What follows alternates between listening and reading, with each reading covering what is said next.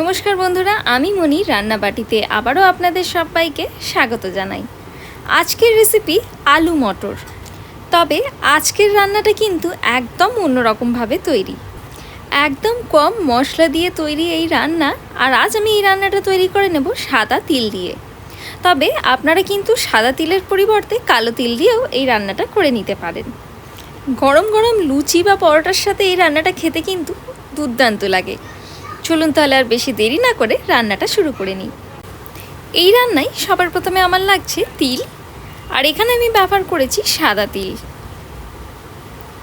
প্রায় 3 টেবিলস্পুন পরিমাণে সাদা তিল নিয়ে নিতে হবে, আর তিলটা এরকম শুকনো খোলায় একটু নেড়ে নিতে হবে।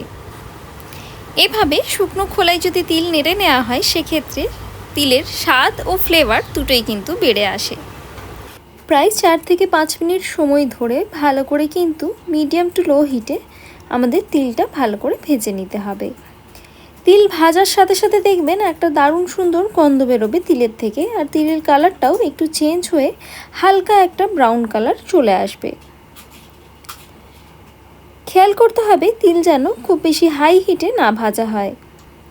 নিশ্চয়ই দেখতে পাচ্ছেন তিলের কালারটা কিন্তু এই স্টেজে চেঞ্জ হয়ে গেছে, আর তিলের কালারটা একটু লাইট ব্রাউন কালারের হয়ে গেছে। এই স্টেজে আমি কিন্তু তিলটা তুলে সাইডে রেখে নিচ্ছি, আর এই তিলটা এবার কিন্তু আমাদের মিক্সার গ্রাইন্ডারে দিয়ে একটা ভালো মতো পাউডার তৈরি করে নিতে হবে। সম্পূর্ণ তিলটাই আমি কিন্তু তুলে নিলাম। এবার সেই একই কড়াতে দিয়ে নেব 3 টেবিলস্পুন পরিমাণে সর্ষের তেল। এই রান্নাটা কিন্তু সর্ষের তেলে করলেই ভালো একটা ফ্লেভার আসে। এবার তেলটা ভালো মতো গরম হওয়া অবধি একটু ওয়েট করতে হবে। তেল যাতে তাড়াতাড়ি গরম হয়ে যায় তাই জন্য ওভেনের হিটটা আমি এখানে একটু বাড়িয়ে নিলাম।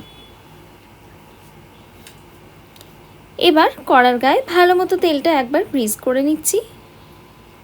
তেল কিন্তু গরম হয়ে গেছে। এবার এখানে নিয়ে নিচ্ছি এভাবে কিউবসে কেটে নেওয়া আলু। এখানে আমি 3টে ছোট সাইজের আলু ব্যবহার করেছি। পরিমাণ মতো নুনও দিয়ে নিচ্ছি। বলে রাখি এই রান্নায় কিন্তু আমি কোনো রকম হলুদের ব্যবহার করছি না, তাই জন্য আলু ভাজার সময়তে আমি শুধুমাত্র নুন দিয়ে নিচ্ছি। এতে কিন্তু আমি কোনো রকম হলুদ দেব না। আলুটা দিয়ে নিয়ে ভালো করে আমাদের একটু নাড়াচাড়া করে নিতে হবে। নিশ্চয়ই দেখতে পাচ্ছেন ওভেনের হিটটা কিন্তু এই স্টেজে আমি একদম লোতে রেখেছি। লো হিটে ভালো করে নাড়াচাড়া করে নিয়ে আলুটা ভালো করে ভেজে নিয়ে চাপা দিয়ে এটাকে আবারও কুক হতে দেব। এই রান্নায় কিন্তু আমাদের আলুর গায়ে খুব একটা কালার লাগবে না, তাই জন্য আলুটা আমি কিন্তু হাই হিটে বা মিডিয়াম হিটে একদমই ভাজবো না। আলুটা জাস্ট আমাদের লো হিটে একটু নেড়ে নিয়ে সফট করে নিতে হবে। মাঝে একবার চাপা খুলে নিয়ে আবারও আলুটা ভালো করে নাড়াচাড়া করে নিচ্ছি। এই স্টেজে আলুর গায়ে হালকা একটা ছিটে ছিটে কালার আসা কিন্তু শুরু হয়েছে। বেশ এতটাই কিন্তু আমাদের এই আলুতে কালার লাগবে, খুব বেশি কালার কিন্তু এই আলুতে হলে চলবে না। এই স্টেজে দিয়ে নিচ্ছি একটা মিডিয়াম সাইজের পেঁয়াজ, যেটাকে আমি এভাবে ফাইনলি চপ করে নিয়েছি। মিডিয়াম বা ছোট সাইজের পেঁয়াজ ব্যবহার করলে চলবে। এবার ভালো করে এই পেঁয়াজটাকেও এই আলুর সাথে নাড়াচাড়া করে ভেজে নিতে হবে। নিশ্চয়ই দেখতে পাচ্ছেন এই স্টেজেও কিন্তু আমি ওভেনের হিটটা ঠিক একইভাবে লোতে রেখেই রান্নাটা করে নিচ্ছি। ভালো করে সব কিছুকে একটু নাড়াচাড়া করে ভেজে নিচ্ছি। যখন দেখবেন পেঁয়াজের কালারটা চেঞ্জ হয়ে গেছে আর পেঁয়াজের গায়েও একটা এইভাবে গোলাপি কালার চলে এসছে, তখন আমরা এই কড়ার চাপা দিয়ে নেব আর এটাকে আবারও একদম লো হিটে কুক হতে দেব। যতক্ষণ না আলুটা মোটামুটি 60 to 70% মতো সেদ্ধ হয়ে যাচ্ছে ততক্ষণ কিন্তু আমাদের এইভাবে চাপা দিয়ে রান্না করতে হবে। এখানে মোট আমার 8 থেকে 10 মিনিট সময় লেগেছে আলুটা ভালো করে সেদ্ধ করে নেওয়ার জন্য। আবারও কড়ার চাপা খুলে নিয়ে সব কিছুকে একবার খুবই ভালো করে মিশিয়ে নিচ্ছি। আলু কিন্তু এই স্টেজে মোটামুটি 90%-এর মতো সেদ্ধ হয়ে গেছে। এই স্টেজে দিয়ে নিলাম সমান পরিমাণে কড়াইশুঁটি। আর বলে রাখি এখানে কিন্তু আজ আমি ফ্রোজেন পিসের ব্যবহার করেছি। তবে আপনাদের কাছে যদি ফ্রেশ কড়াইশুঁটি অ্যাভেলেবেল থাকে সেক্ষেত্রে কিন্তু রান্নার স্বাদ আরও দ্বিগুণ বেড়ে যাবে। আবারও সব কিছুকে খুব ভালো করে একবার নাড়াচাড়া করে নিতে হবে। কড়াইশুঁটিগুলো দেওয়ার পর আবারও ভালো করে কিন্তু আমাদের কড়াইশুঁটিগুলো একটু ভেজে নেওয়া খুবই দরকার। নিশ্চয়ই দেখতে পাচ্ছেন এই স্টেজে কিন্তু আমি ওভেনের হিটটা একটু বাড়িয়ে নিয়েছি, মানে মিডিয়াম হিটে ভালো করে কড়াইশুঁটিগুলোকে একটু নেড়ে ছেড়ে প্রায় 3 থেকে 4 মিনিট সময় ধরে ভেজে নিলাম। এবার এর মধ্যে অ্যাড করব জল। জলটা ঠিক এতটা পরিমাণে দিতে হবে যাতে কড়াইশুঁটি আর আলুটাও খুবই ভালো করে সেদ্ধ হয়ে যায়।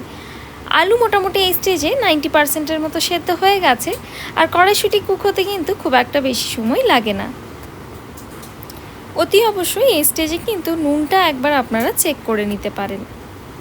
সব কিছুকে খুবই ভালো করে একবার মিশিয়ে নিলাম। আবারও চাপা দিয়ে একদম লো হিটে প্রায় 4 থেকে 5 মিনিট সময় ধরে এটাকে আবারও সেদ্ধ হতে দেব, যতক্ষণ না কড়াইশুঁটি আলু সব কিছু ভালো করে সেদ্ধ হয়ে যায় আর জলটাও বেশ অনেকটা কমে আসে। ততক্ষণ কিন্তু আমাদের এটাকে কুক করে নিতে হবে। নিশ্চয়ই দেখতে পাচ্ছেন এই স্টেজে কিন্তু আমি ওভেনের হিটটা আবারও একবার বাড়িয়ে নিয়েছি, কারণ এখানে বেশ অনেকটা পরিমাণেই এখনও জল থেকে গেছে, অথচ আলু ও কড়াইশুঁটি দুটোই কিন্তু খুব ভালো মতো সেদ্ধ হয়ে সফট হয়ে গেছে। এই স্টেজে দিয়ে নিতে হবে একটা দারুণ সুন্দর ইনগ্রিডিয়েন্ট, যেটা হলো আদা। সাধারণত আদা যে কোনো রান্নায় কিন্তু তেলের মধ্যে ফোড়ন হিসেবে দেয়া হয়, তারপর আদা কষিয়ে নিয়ে রান্নাটা শুরু করা হয়। কিন্তু এখানে আমরা লাস্টে এইভাবে কাঁচা আদা গ্রেট করে নিয়ে যদি ব্যবহার করা হয় তাহলে কিন্তু একটা দারুণ সুন্দর ফ্লেভার আসে। আদাটা এইভাবে লাস্টে একবার ব্যবহার করে নেবেন। আদাটা দিয়ে প্রায় এই 30 সেকেন্ডের মতো ভালো করে একটু নাড়াচাড়া করে নিচ্ছি। এরপর এর মধ্যে দিয়ে নিতে হবে সেই তৈরি করে রাখা তিলের মিক্সচারটা, মানে সেই তৈরি করে রাখা তিলের পাউডারটা আমি এখানে দিয়ে নিলাম। সম্পূর্ণ পাউডারটাই আমি এখানে দিয়ে নিলাম। এরই সাথে দিয়ে নিচ্ছি অল্প পরিমাণে কাঁচা পেঁয়াজ, যেটাকে আমি এভাবে পাতলা পাতলা করে স্লাইস করে রেখেছি। দিয়ে নিলাম কটা কাঁচা পাকা লঙ্কা, যেটা আমি এভাবে আধখানা করে কেটে রেখেছি। এবার এই সব কিছুকে দিয়ে জাস্ট একবার ভালো করে একটু মিশিয়ে নিতে হবে। নিশ্চয়ই দেখতে পাচ্ছেন রান্নাতে কিন্তু কোনো রকম গ্রেভি নেই। এই রান্নাটা আমি যেমন বলেছিলাম একটু ড্রাই ড্রাই কিন্তু তৈরি হয়।